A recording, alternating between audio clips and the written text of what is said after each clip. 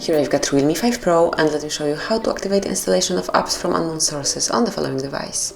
So at first you have to open the settings, then locate and open device and privacy, and here you will notice unknown source installation tab. So all you have to do is to click here, and now you can give permission for some particular application. So if you would like to install something through Google Chrome, just tap here to allow from this source. Just click on allow, and you can do the same thing for any other app that you would like to give this permission to.